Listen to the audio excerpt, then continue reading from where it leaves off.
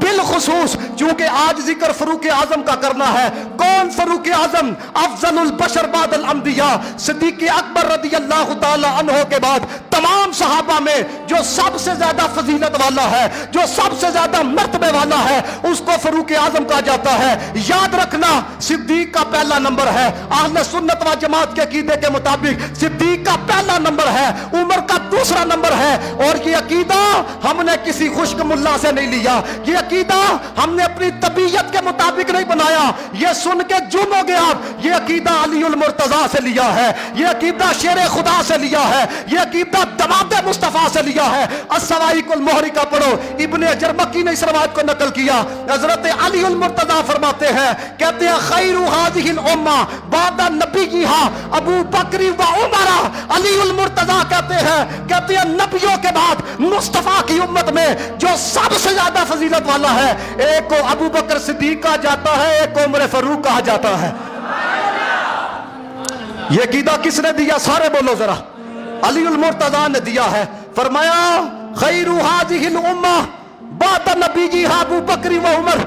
مجھے بتاؤ، علی المرتضیٰ کہیں یہ فضیلت والے ہیں، علی المرتضیٰ کہیں عمر فضیلت والے ہیں، تو پھر تو آنکھیں علی کا پہلا نمبر دو نمبری ہے کہ نہیں؟ میں کہ علی سے پوچھو پہلا نمبر کس کا ہے، علی سے پوچھو دوسرا نمبر کس کا ہے. اور بتاؤں میں آپ کو، یہ تو نگاہ علی کے اندر عمر فاروق کا مقام تھا کہ آپ نے کہا خیر هذه الامہ بعد نبیہا ابو بکر و عمر.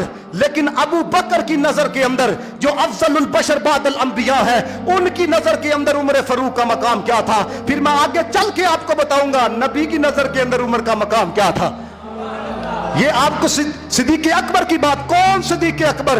دوستان محتشم، لوگ اہل بیت کی شان بیان، انہوں نے پتا بھاجی پیسے کٹھے ہونے نے. میں کہتے ابھی آنے لگا نا اگلا جمعہ، اہل بیت کی عظمت ہم بیان کریں گے.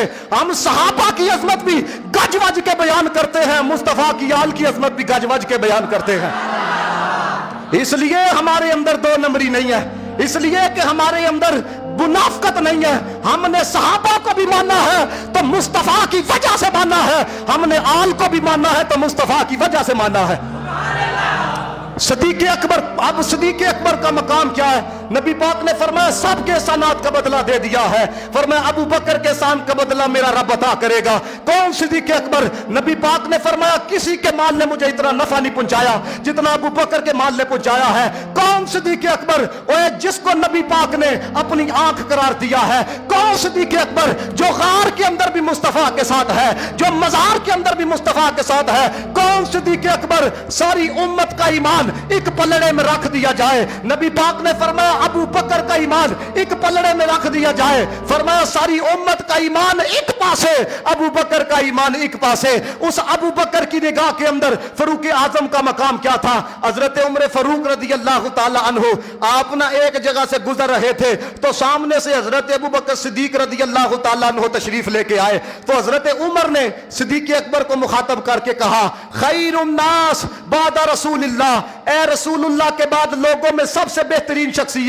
فاروق اعظم نے صدیق اکبر سے کہا خیر الناس بعد رسول اللہ، اے رسول اللہ کے بعد لوگوں میں سب سے بہترین شخصیت. پتہ یہ چلا کہ صحابہ کے دور کے اندر بھی یہ بات چلتی تھی کہ سب سے بہتر ہم میں صدیق اکبر ہے، پہلا نمبر صدیق اکبر کا ہے. تبھی تو کہا خیر الناس بعد رسول اللہ. جب اتنا کہا تو صدیق اکبر نے حضرت عمر سے کہا، کہنے لگے عمر تیرے بارے میں مصطفیٰ سے سنا ہے، تیرے بارے میں احمد مصطفیٰ سے سنا ہے. اب جملے دیکھنا دوستان محتشم، جس بندے کے دل کے اندر جتنے عقیدے کی تڑپ ہے سن کے جم جائے گا، پتہ چلے فاروق اعظم کا مقام کیا ہے. حضرت ابوبکر صدیق نے کہا میں نے مصطفیٰ سے سنا ہے ما طلعت الشمس علی رجل من خیر من عمر.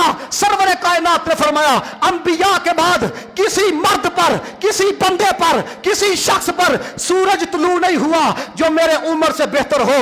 واہ عمر تیرے مرتبے پہ قربان جاؤں. لوگ دفع ہو جائے، تجھے بہترین مدینے والے نے کہا ہے، تجھے بہترین جناب محمد مصطفیٰ نے کہا ہے.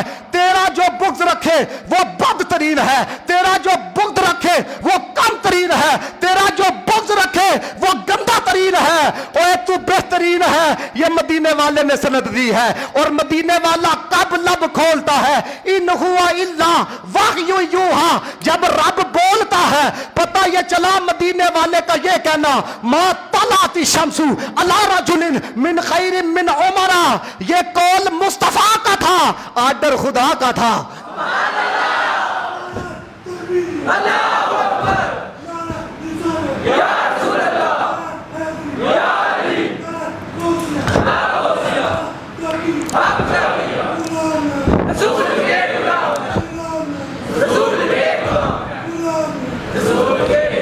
کون کہہ رہے ہیں؟